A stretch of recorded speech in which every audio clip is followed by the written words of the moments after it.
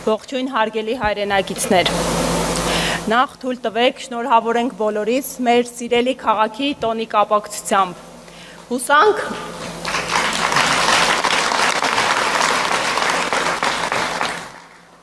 որ մյուս տարի կդիմավորենք մեր գեղեցիկ Երևանը իր ծննդյան տոնը իրական խաղաղության պայմաններում և իսկական հայկականության միջավայրում։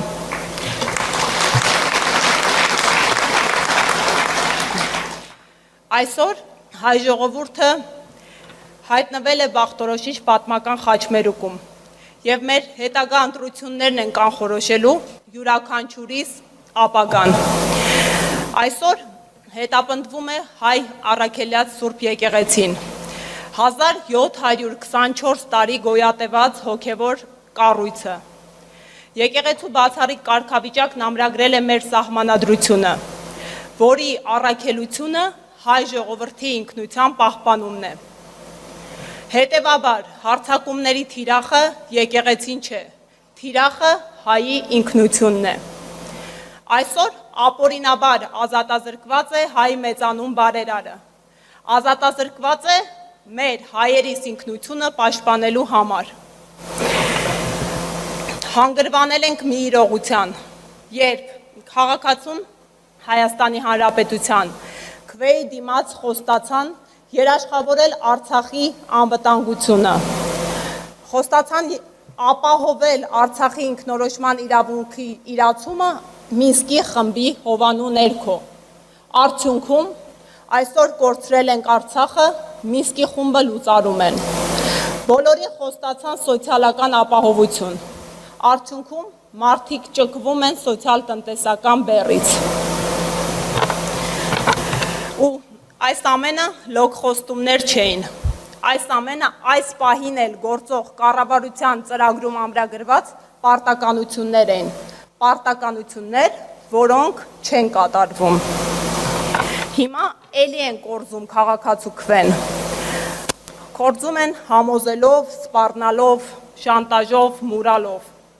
ասում են բերում ենք խաղաղություն, մինչդեռ այս պահին բաքվում են մեր գերիները,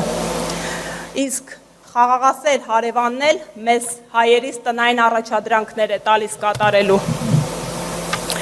Ասում են, իրենց իրական Հայաստանի գեղագիտության կարևորագույն խնդիրը մեր օրհներգի հանրային կատարման ամոթն է, բայց մենք ի սկզբանե ենք իրական Հայաստանում, իսկ օրհներգը լսելիս մենք հուզվում և շաքախվում ենք։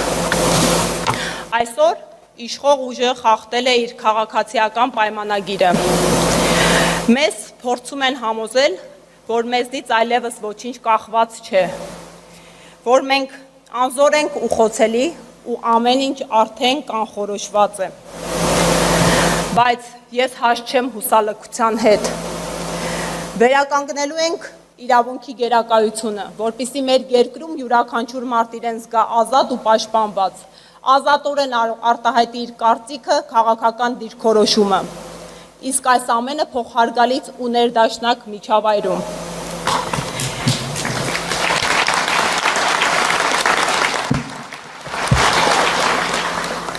Եվ այս ամենի գրավականը ազատ արդար թափանցիկ ընտրություններն են, և դա փաստեցին Գյումրին ու Փարաքարը։ 2021 թվականին մոտ 3 տասնյակ գաղափարակից ընկերներով դիտորդական առաքելություն էինք իրականացնում ընտրություններին, և հազարավոր ընտրատեղամասերի պայմաններում չէինք կարողանում կանխարգելել և վերահսկել ընտրախախտումները։ Իրավիճակն այլ էր Գյումրիում, ավելի մեծաքանակ հայրենակիցներով կարողացանք պահել մեր տեղամասերը, մեր դիրքերը,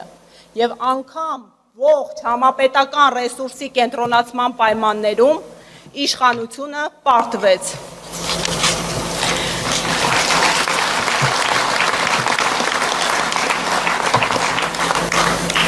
Հավատալով արժեքներիս և մեր հանրության հավաքական կամքին գործով ապացուցեցինք, որ երբ կա գիտելիք և արդար նպատակ, հաջողությունը ապահովված է։ Հետևաբար վերադարձնելու ենք հավատը մարդուն, իր սեփական ուժ, վերականգնելու ենք այն սահմանադրական ճշմարտությունը, որ ժողովուրդն է իշխանության աղբյուրը, եւ քաղաքական ուժերը, պաշտոնատար անձինք ժամանակավոր են ընտրվում ծառայելու ժողովրդին։